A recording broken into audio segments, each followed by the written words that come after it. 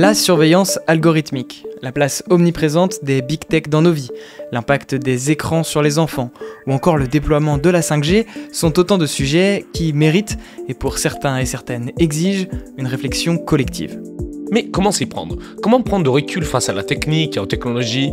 À l'ère d'Internet, comment penser et critiquer le numérique? Une fois qu'on a dit ça, on pourrait croire qu'il n'y a que deux camps caricaturaux. D'un côté, les anti, perçus comme des amish qui rejetteraient en bloc toute avancée technologique. Et de l'autre, les pros, vus comme des technophiles BA prêts à tout sacrifier, y compris leur esprit critique, sur l'auteuil de l'innovation et du soi-disant progrès. Évidemment, si ces caricatures permettent parfois de poser le décor, elles simplifient à l'extrême des positionnements bien plus nuancés. Entre rejet total et adhésion aveugle, il existe toute une palette de voix critiques qui cherchent à interroger les finalités, les conditions et les impacts des technologies dans nos vies. Alors dans Azerty, on est convaincu que les discours technocritiques sont de plus en plus nécessaires, mais aussi que les champs sont beaucoup plus que deux. Dans un monde qui tend à se renfermer sur lui-même, où la technologie peut autant servir les luttes progressistes que devenir un instrument de domination, il nous semble essentiel de prendre le temps de penser la critique et la place dans nos vies. Aujourd'hui, on reçoit Irénée Regnault, doctorant en sociologie, spécialiste des enjeux éthiques liés à l'IA dans les milieux économiques et surtout cofondateur du Mouton Numérique, une association de référence en matière de technocritique en France. Avec Louis, on discute autour d'une cartographie des mouvements technocritiques. On s'interroge sur leurs différences et leurs divergences et surtout, on cherche à comprendre comment ces questions sont appropriées et discutées en dehors de ces sphères. Ok, je lance Azerty. Le Mouton Numérique voit le jour en 2017, à une époque où pour Irénée et Yael Benayoun, la cofondatrice, les débats autour des questions numériques étaient encore assez structurés autour d'un milieu universitaire peu médiatisé et d'une sphère plus technophile, qu'on pourrait rattacher au monde des startups. Alors, à ce moment-là, il y a déjà des organes technocritiques assez solides. La Quadrature du Net a 9 ans, certains auteurs commencent à dépasser les sphères académiques et plusieurs scandales liés au numérique ont déjà éclaté, comme les Cambridge Analytica, pour ne citer que Louis, contribuant peut-être à la sensibilisation du grand public à ces questions. Ce qu'Irénée et Yael veulent faire avec le Mouton Numérique en 2017, c'est participer à politiser la question numérique, à parler de ses implications sociales en faisant intervenir une diversité de profils issus des mondes universitaires, associatifs, syndicalistes, pourquoi pas, à travers des ateliers, des événements et des conférences. Voilà, le décor est posé, on est face à un sociologue pour qui la prise avec la réelle est important et qui peut, pour ses actions, ses idées, lui aussi être placé sur l'immense cartographie des mouvements technocritiques. Mais on aura l'occasion d'en parler.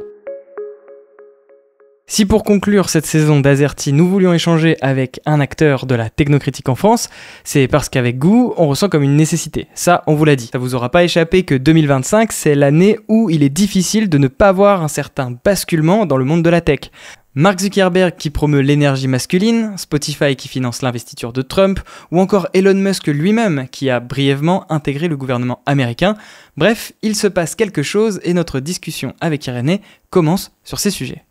L'élection de Trump, elle est due à tout un tas de phénomènes et il y avait des faisceaux d'indices absolument partout sur la qualité de la presse, sur la présence de médias type Fox News qui ont grandement aussi permis à ces discours d'être véhiculés massivement, plus peut-être d'ailleurs que les scandales du type Cambridge Analytica ou de quand on a entendu que Facebook a fait élire Trump. C'est quand même quelque chose à, non pas à relativiser, mais à mettre aussi en face des autres médias qui ont favorisé son élection.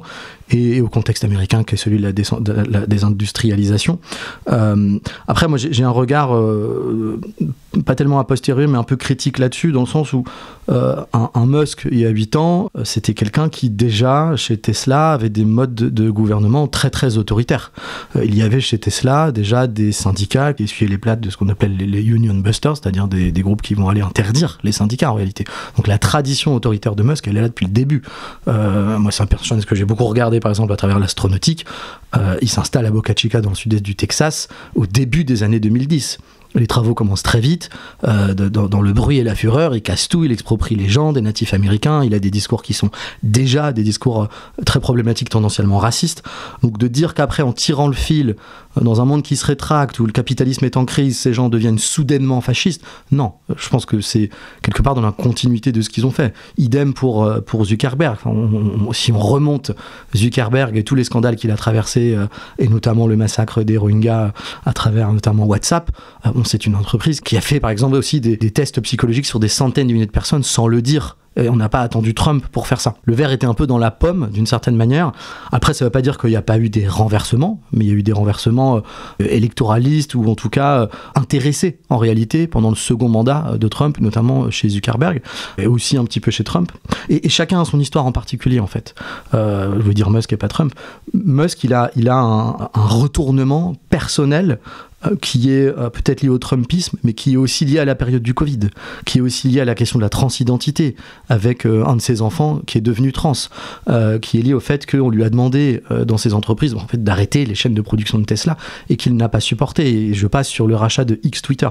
Donc j'aurais pas de grande théorie là-dessus, je pense que c'est intéressant de suivre les trajectoires individuelles, en fait, quand même aussi.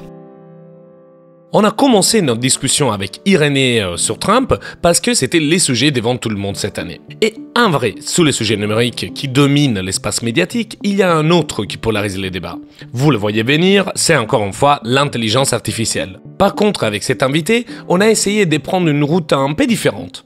Irénée est co-auteur avec Arnaud Saint-Martin d'un livre qui s'appelle « Une histoire de la conquête spatiale ». Dans ces livres, les deux auteurs discutent comment le désir d'espace a été fabriqué à partir de la moitié du XXe siècle jusqu'à aujourd'hui. Avec Alex, on n'a pas pu s'empêcher d'y voir un parallélisme. Si l'espace a été le moteur d'un imaginaire dans le passé, et aussi aujourd'hui, est-ce qu'en ces moments, on nous a créé aussi un désir d'IA ? Par exemple, le désir d'une AGI, Artificial General Intelligence, une promesse inatteignable d'une vraie intelligence robotique. Ou, plus simplement, la promesse de tout automatiser. Par contre, en lui posant la question, on a fait une petite erreur. De façon un peu maladroite, nous avons utilisé les termes conquête spatiale et nous avons dit que c'était pas quelque chose qui a impacté réellement la vie des gens. Du coup, justement, la réponse d'Irénée a commencé pour nous reprendre sur ces points.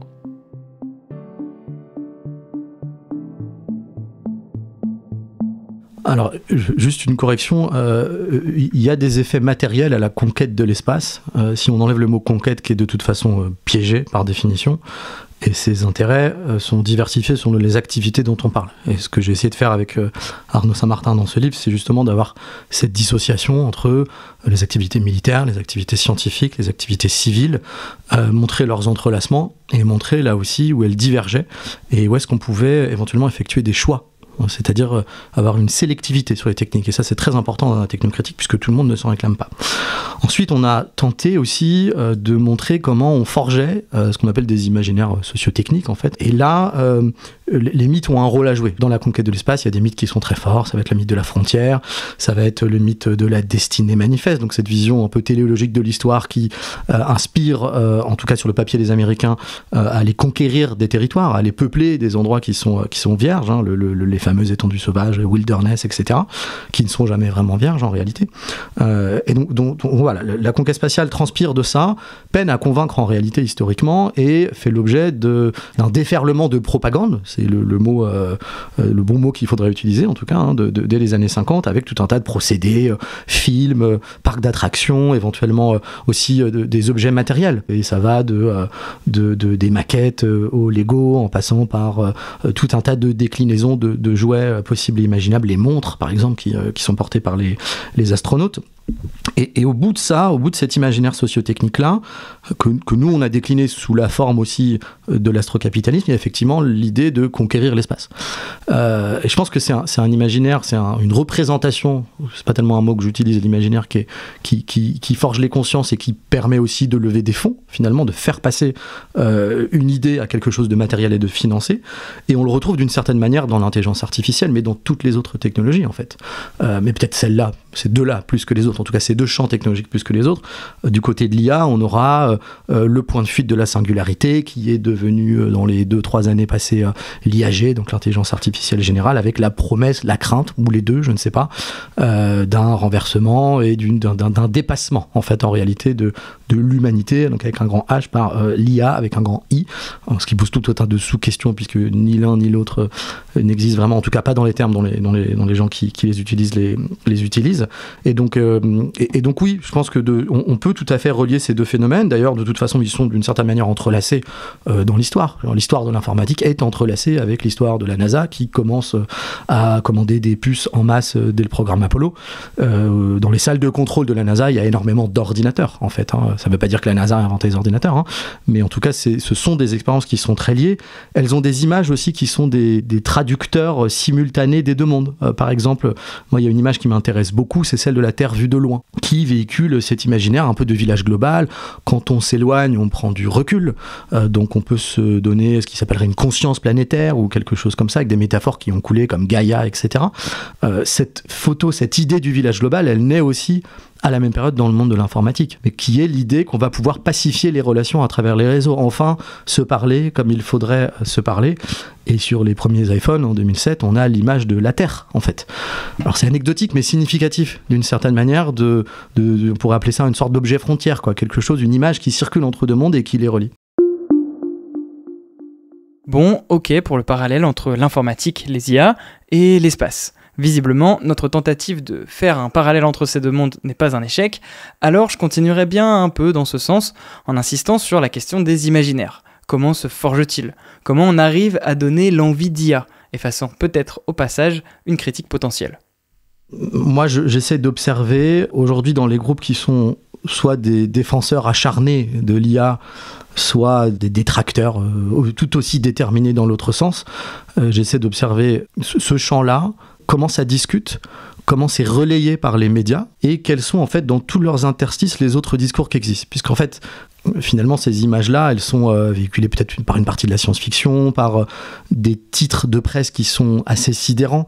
Et ça, il y a des monographies qui ont été faites et des études qui ont été faites, par exemple, par le Media Lab de Sciences Po, qui a regardé les 20 et quelques mille articles qui ont été publiés depuis 10 ou 20 ans, j'ai plus les chiffres en tête, et qui ont fait cet extraordinaire travail de mise en controverse de quoi on parle quand on parle d'IA. Et ils en tirent tout un cadran, vraiment je conseille aux gens qui écoutent d'aller voir pour comprendre comment ça se structure entre, je dis rapidement, mais les pros et les anti, mais ce serait en tout cas les imaginaires sociotechniques relatifs au remplacement, par exemple par le travail, relatifs à l'intelligence artificielle forte, relatifs aux peurs de surveillance, relatifs aux questions algorithmiques. Donc je crois qu'il y a ces 4 cadrans-là, faudrait un petit peu resituer, mais c'est aussi largement dû à la façon dont certains journalistes, certaines rédactions, plus encore, ont un intérêt à traduire certains sujets comme l'intelligence artificielle, qui sont en réalité complexes et diversifiés. Il y a plein d'intelligence artificielle. C'est un mot qui en lui-même est à la fois un paradoxe et une invention marketing, on le sait, et qui sont, en fait, ce sont des objets très localisés. Ici, ça va être un algorithme, ici, ça va être du machine learning, ici, ça va être ni l'un ni l'autre, et on va appeler tout ça IA. Et quelque part, cette mise en scène et cette mise en série des événements, elle correspond, je crois, beaucoup au fait qu'une partie de la presse s'est calquée sur cette mise en scène issue de l'industrie. Quand on prend par exemple les grands moments de l'IA, par exemple Gasparov, Deep Blue, des choses comme ça, où on met en scène le dépassement de l'homme par la machine, ce sont en fait des découvertes qui sont assez décorrélées de l'état de la science et des techniques. En revanche, cette mise en scène, elle perce médiatiquement. Et là, on peut tenir un discours qui est un discours de peur et qui en même temps est un discours de fascination. Parce que c'est vrai que c'est fascinant d'avoir un ordinateur qui bat le meilleur joueur d'échecs au monde et ensuite meilleur joueur de Go au monde. Mais un sociologue ne va regarder ça qu'à travers, disons, la façon dont c'est construit. Parce qu'en fait, je pense que la plupart des bouquins en socio des sciences ou de sociologues de manière générale, et quelques philosophes qui étudient le numérique, l'étudient pas vraiment à cette granularité-là. Nous, ce qu'on regarde, c'est comment ça s'impose, comment ça se dépose, comment ça se négocie dans un environnement particulier qui peut être une entreprise, une administration, comment les acteurs en discutent, n'en discutent pas, etc. Tiens, tant qu'on parle d'IA avec un acteur de la technocritique, parlons un peu des discours et des actions qu'on a pu voir autour de ce sujet. J'ai cru comprendre qu'il y avait eu des contre-sommets de l'IA, en réponse au sommet de l'IA de février dernier, un événement visant à renforcer l'action internationale en faveur de l'intelligence artificielle. J'imagine que le mouton numérique y était. Alors moi j'ai fait une contre-soirée avec le mouton numérique, assez contre-sommet. Il y en avait un certain nombre. Et c'était très intéressant ce moment puisque donc on avait ce fameux sommet pour l'action sur l'IA organisé par le gouvernement français, donc avec toute la ribambelle d'entreprises technologiques possibles, imaginables, d'intervenants, intervenantes, etc., y compris critiques éventuellement, et tout un tas d'autres contre-événements qui se sont interposés d'une certaine manière, donc celui d'Éric Sadin qui était le plus médiatisé, donc philosophe des techniques, qui avait invité Anne Hidalgo, lui-même s'est fait interrompre par Antitech Résistance, parce qu'Anne Hidalgo venait et qu'il il lui a été reproché de ne pas avoir lutté contre la vidéosurveillance algorithmique lors des Jeux Olympiques. Antitech Résistance en a fait un. David Corman, côté écologiste, en a fait un. Et enfin, l'AFCIA, l'Association française contre l'intelligence artificielle, en a également fait un. Et le mouton numérique a fait sa contre-soirée et a ramassé en fin de soirée plein de gens qui étaient allés à ces événements. Donc on a récolté pas mal de choses. Donc ce moment, il est riche, moi je trouve, parce qu'il montre qu'il y a un débat. Il montre qu'il y avait Posey High aussi qui a fait le sien. Donc vraiment, il y en a eu partout. Il montre aussi que dans la technocritique, il y a eu des interruptions, c'est-à-dire qu'il y a des gens dans la technocritique qui ne sont pas d'accord entre eux. Et d'ailleurs, entre tous ces mouvements technocritiques, aucun n'est d'accord avec l'autre en réalité. C'est des gens qui n'ont rien à voir entre eux. Je le dis là de façon très factuelle, sans me positionner moralement. Moi, j'ai un avis sur la question. Mais c'est plutôt l'avis du mouton numérique qui rejoindrait peut-être en termes de type d'événement. Ce qu'a fait Éric Sadin m'a quand même semblé intéressant puisqu'il a invité des syndicalistes, notamment des gens de groupes comme En Chair et en Os qui sont des traducteurs très touchés par le déploiement des systèmes de langage. Donc ça me semble intéressant d'une certaine manière de le voir comme ça. Après ça c'est mon avis. Si j'enlève mon avis, que je le regarde beaucoup plus froidement, moi j'appelle ça un front éclaté en fait de la technocritique, et je crois que la grosse question qui se pose c'est la question industrielle, quoi. C'est-à-dire aux limites de ce qu'on peut critiquer des techniques, comment on fait, pour retourner à ta question précédente, quand tout le monde en est dépendant, quand si tu as un discours d'abandon total des techniques, tu es aussi à la merci d'ingérences étrangères, quelles qu'elles soient, qui vont venir faire absolument ce qu'elles veulent chez toi, et c'est déjà le cas dans une certaine mesure avec les GAFAM, mais ça pourrait être le cas ailleurs. Après, il faudrait poser d'autres questions derrière aussi, comme des questions morales, par exemple. Enfin, moi, ce qui m'intéresse aujourd'hui, c'est plutôt qu'est-ce qui se passe quand on éteint, en fait. Qu'est-ce qu'on éteint ? Quelle organisation humaine on se donne pour sélectionner les technologies ? Ou est-ce qu'on dit ça, faut garder absolument, et ça, faut en enlever la moitié, ou les 3/4, et ça, faut enlever complètement. Et ça, c'est vraiment l'objet aussi de mon premier livre. C'était un livre sur ce qui s'appelle la démocratie technique, notre capacité à sélectionner collectivement des technologies. Et c'est là que nous entrons dans les vifs du sujet. Comment s'orienter dans cette galaxie technocritique et quelles sont les différences entre ces mouvements ? Cependant, cette émission est peut-être à la limite, au bord de ces mondes. Et du coup, il y a quelque chose qui nous pose question. Est-ce que ces groupes ont-ils vocation à s'étendre au reste de la société ? Je vais dire, selon Irénée, il s'agit-il finalement de groupes des niches, ou bien ils ont un dialogue avec politique, entendu ici comme les partis et les institutions politiques, ou bien l'objectif est-il de peser dans les débats publics et d'être entendu par les plus grands de nombre ? Eh ben, on va voir sa réponse. Je dirais oui et non, mais je vais préciser. Je pense que ça dépend vraiment de qui on parle. Les groupes que je regarde en ce moment, et j'en parle là parce que je les ai regardés de près, vraiment de très près, c'est-à-dire que je suis allé leur parler, j'ai épluché peut-être pas toutes, mais une bonne partie de leur littérature, et je crois qu'il y en a qui ont vocation à faire une forme de lobbying politique, c'est-à-dire à transformer leurs idées en décisions, en apport de décision, et qui sont des groupes qui ont pour ça à la fois un discours, c'est-à-dire qui est entendable par des politiques, et à la fois des moyens de le faire entendre, c'est-à-dire un capital social, la capacité à écrire, à faire des vidéos, etc. Je crois qu'il y a d'autres groupes, et je pense beaucoup aux anti-industrialistes là-dessus, qui n'ont pas forcément pour idée de transformer la société, si ce n'est par leur action individuelle, le fait qu'ils fassent groupe, ce qui est déjà quelque chose, mais qui ont juste pour idée d'être plus radicaux que les autres. Et ça peut s'entendre, ça peut se défendre, ça peut être défendu comme une forme de pureté militante, de fenêtre d'Overton, de se dire qu'ils ont raison d'une certaine manière. Je dis pas que les autres ont plus raison. Et donc là, moi je pense ces groupes-là, et encore une fois, quand j'ai regardé Antitech Résistance de près, il peut pas y avoir de relais politique à une telle parole. Ça n'existe pas. Parce que leur parole est de dire il faut tout éteindre. Donc vous ne trouverez pas, et ils le savent d'une certaine manière, c'est pas applicable politiquement. Donc là l'idée, c'est une autre idée, purement idéaliste en réalité, mais qui a dissocié d'autres groupes militants. Par exemple, je sais pas, prenez Extinction Rébellion, Greenpeace, les Soulèvements de la Terre, qui sont tous des groupes encore très différents les uns des autres. Là, il y a des relais de transformation de la société, il y a une façon de parler aux gens. Si vous dites on va tout éteindre, vous n'allez convaincre absolument personne. Ça ne marchera pas. Si vous dites, je sais pas, on éteint un barrage, on fait quoi pour les gens dans la vallée, quoi, parce qu'au bout d'un moment, ça va plus marcher. Donc ça, donc voilà, d'où mon oui et non.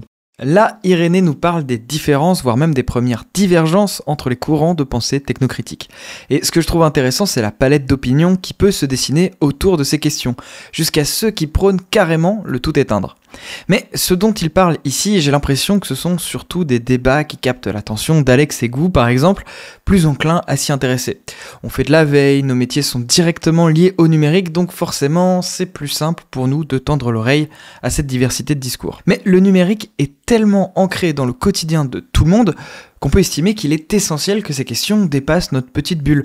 Et c'est justement là-dessus que j'aimerais l'avis d'Irénée, avec son regard de sociologue. Je lui demande de nous raconter comment ces sujets liés au numérique touchent le grand public, pour le dire simplement. Ou en tout cas, comment ces questions sortent des bulles de passionnés, d'initiés ou de militants. En fait, les questions que se posent les technocritiques, les intellectuels, sont potentiellement un petit peu décorrélées des réalités du terrain, quand bien même on essaye de ne pas l'être. C'est encore une fois le rôle des sociologues, c'est de regarder ce qui se passe.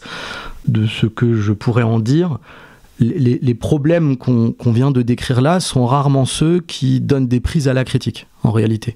Ce qui va donner des prises à la critique chez les gens, gardons la terminologie juste pour filer la question, ça va être autre chose, ça va être les écrans et les enfants, par exemple. Ça, c'est une question. Encore hier, j'entendais que peut-être que le référendum d'Emmanuel Macron porterait sur ce sujet. Je ne sais pas si ce sera le cas, mais le fait que cette information circule en soi, même si c'est de l'ordre de la rumeur, est intéressant. C'est devenu un sujet de société.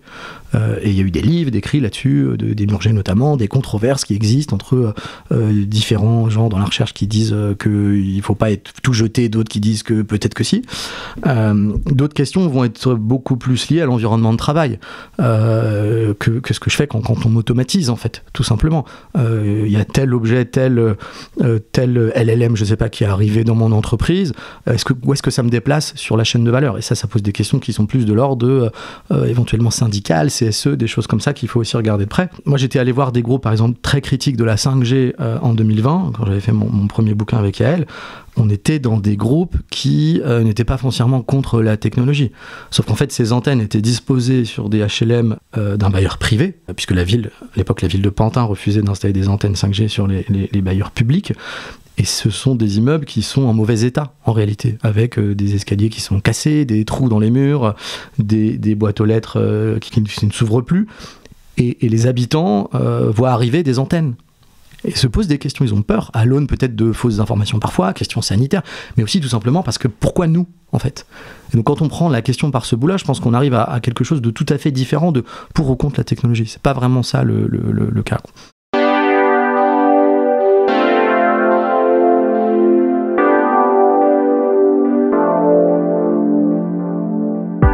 Personnellement, ce que j'aime dans cette discussion, c'est la capacité d'Irénée à remettre les concrets au centre. Pour moi, la critique un peu théorique de la technologie est passionnante. Mais au-delà de moi, la façon dont le numérique joue un rôle dans la vie des gens, c'est un peu différent. C'est plus de concret et moins de théorique. Comme il le dit, Irénée aussi, la question n'est pas pour ou contre la technologie. Et du coup, c'est peut-être en regardant comment les différentes parties de la société font l'expérience de la tech que nous pouvons poser les vraies questions. Et ça, c'est une des raisons pour lesquelles, chez Azerty, les usages de la technologie et aussi sa dimension matérielle, physique, suscitent toujours notre intérêt. Est-ce que, pour notre invité aussi, ce sont des angles d'observation du numérique qui sont autant intéressants? Les enfants et les écrans, quand vous avez des enfants, c'est une question très concrète. Enfin, si tant est que vous vous la posez. Et il y a peut-être des gens qui se la posent pas. On sait qu'il y a une distribution du rapport à l'écran qui est diverse selon les couches sociales et ça n'étonnera personne. Donc, pareil pour les antennes 5G, c'est un objet matériel situé. Donc on pourrait parler de la question des caméras de surveillance éventuellement dans certains quartiers populaires. Ça, c'est des questions qui en soi, et je dis ça sans prétendre que la technologie est neutre ou quoi que ce soit, c'est pas du tout mon discours, mais qui sont pas vraiment des questions théoriques en fait, qui sont des questions assez pratiques, d'une certaine manière. Et la technocritique, ça c'est vraiment... Ça, disons que c'est ce qui constitue, en très abrégé, certaines controverses autour des technologies. Certaines controverses éthiques, certaines controverses sanitaires ou des choses comme ça. Ensuite, il y a la technocritique constituée. Ça, c'est autre chose. Et la technocritique constituée, ça va être des groupes, le mouton numérique en est un, qui se créent éventuellement à partir de ça, éventuellement à partir des discours des industriels que je citais tout à l'heure, éventuellement à partir des corpus littéraires qui sont les leurs. Et là, on a des groupes qui vont du sol au plafond. On a des groupes qui sont historiquement très très opposés aux technologies. À Rennes, vous avez Antitech Résistance, par exemple, dans la lignée d'un groupe grenoblois bien connu qui s'appelle Pièces et Main d'œuvre, Technologos, et j'en passe. Le Mouton est un groupe qui est beaucoup plus central et qui n'a absolument rien à voir avec ces groupes-là. Et puis vous aurez des groupes avec des inquiétudes qui sont parfois les mêmes mais parfois différentes de l'autre côté du spectre. Donc je pense à Pause AI, par exemple, qui est une association qui promeut la pause dans l'intelligence artificielle. On arrête tout, on réfléchit, mais qui n'est pas fondamentalement contre l'intelligence artificielle. En revanche, qui reprend les discours des doomers, entre guillemets, on va tous mourir parce que l'intelligence artificielle va nous manger, entre guillemets. Donc d'une certaine manière, ces pôles sont beaucoup plus caricaturaux que les problèmes des gens que je viens de décrire. C'est ça qui est intéressant. Eh oui, c'est vraiment intéressant, mais aussi un petit peu drôle pour moi. Les différences dans les mouvements technocritiques semblent parfois des caricatures par rapport à la façon dont les mêmes questions sont vécues par les gens pas militantes. Mais bon, il y a un autre aspect que nous avons laissé de côté jusqu'à présent, les autres militants et militantes. Il faut le dire, avec Alex, nous avons toujours suivi ce qui se passe dans les différentes sphères militantes, des mouvements sociaux ou des colonialismes, en passant par les mouvements climatiques, etc. Or, de notre point de vue, il nous semble que les questions de technologie et de numérique sont tellement centrales aujourd'hui que chacun de ces sphères y est touché. Et il nous semble aussi que les différents mondes militants tournent autour du numérique et en même temps ont des difficultés à s'emparer réellement, en profondeur. Faisons un exemple pratique. Il y a quelques mois, Mathilde Saliou, alors que nous discutons de masculinisme en ligne, nous disait qu'elle pensait que les mouvements féministes avaient eu du mal à comprendre l'ampleur de l'impact des mécanismes du web dans la lutte contre les patriarcats, en parlant exactement des communautés masculines en ligne. Voyons donc, avec une question un petit peu plus théorique, si Irénée pense aussi que les différents mouvements ne devraient pas peut-être s'intéresser davantage à cette fameuse technocritique et la mettre un peu plus au centre dans leur agenda et dans leur discours. Alors la question c'est est-ce qu'ils doivent, est-ce qu'ils peuvent stratégiquement s'en emparer, est-ce que c'est intéressant pour eux ? En réalité, si je ne sais pas si les questions technocritiques ont jamais été prépondérantes dans les débats publics, elles l'ont été sur d'autres techniques ou technosciences comme les OGM, le nucléaire, des choses comme ça qui ont été assez puissantes.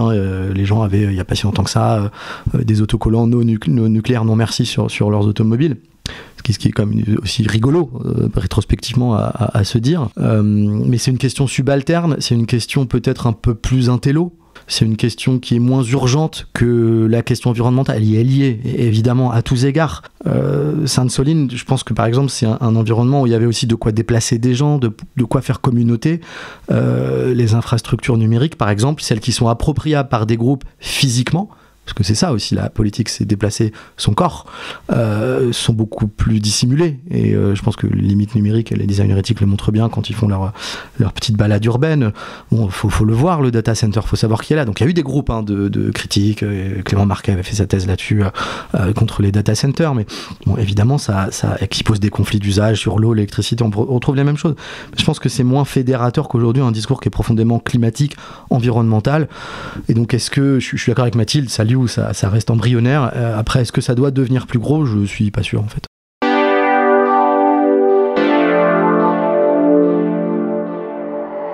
Azerty. Alors quand on pose la question de la place de la technocritique dans les sphères militantes, notre objectif n'est pas du tout de hiérarchiser les luttes. Cela dit, ce qui nous semble particulièrement intéressant avec la question numérique, ce sont les impacts directs que les technologies peuvent avoir sur de nombreuses luttes. Comment empêcher les algorithmes de précariser davantage, de diffuser toujours plus de biais conservateurs ? Quel numérique voulons-nous demain dans un monde aux ressources limitées ? Est-ce que la course à l'innovation a encore du sens ? Et même, a-t-on besoin du numérique pour imaginer le monde de demain ? Autant de questions qui ont, il nous semble, toute leur place dans le débat démocratique et qu'on aimerait voir davantage portées par d'autres que les seuls cercles spécialisés. C'est sur ce partage de réflexion que s'achève notre discussion avec Irénée. Si on prend la question des algorithmes, la controverse la plus flagrante en France a été la controverse des algorithmes de la CNAF. Et donc là, il y a eu des groupes. Nous, on a fait un cycle Mouton Numérique en 2021-22, je crois, un cycle de 6 conférences quand même, qui a recueilli les témoignages à la fois d'allocataires, de groupes militants, y compris étrangers. Ce qui est intéressant, c'est que là-dedans, il y avait vraiment beaucoup de monde. Hein. On a fait ça en partenariat avec la Quadrature du Net, on a fait intervenir des gens qui venaient de 3 pays différents, on a fait parler des gens qui étaient directement concernés, enfin, on a tout fait bien, on a fait ça avec le collectif Changer de Cap, donc qui est très concerné par le sujet. Et la couverture médiatique, peut-être qu'on est mauvais médiatiquement, mais elle a été désastreuse en fait. Il y a eu un Élise Lucet quelques années plus tard sur le sujet, pourquoi pas, c'est vrai. Mais c'est vrai que c'est pas un sujet qui au premier abord intéressait beaucoup de médias. Dans les pages tech des médias, on croise pas trop ces sujets. Les médias qui s'intéressent à ça sont assez rares. C'est une impression, c'est pas du tout avéré ce que je veux dire. Moi j'ai l'impression qu'on géopolitise beaucoup les débats sur la tech. On parle beaucoup des États-Unis et j'en fais peut-être partie, mais j'essaie de faire plus attention maintenant. Et qu'au final, on se regarde assez mal entre nous. On parle beaucoup des fascistes états-uniens qui s'allient entre Musk, Thiel et Yarvin et les autres. En France, on a des pro-tech fascistes depuis 10 ans, qui sont très visibles, qui sont dans tous les médias, et qui ont aussi pour certains d'entre eux des entreprises. Donc il serait peut-être temps de s'y mettre.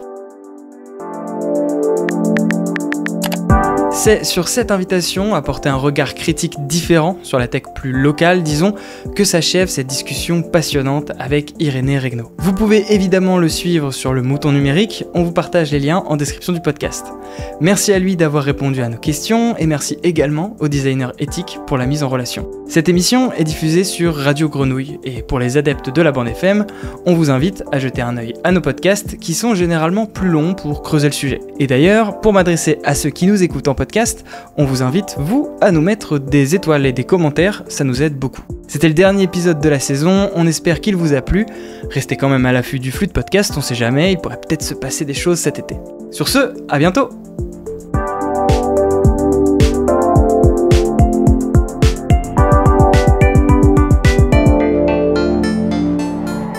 Azerty.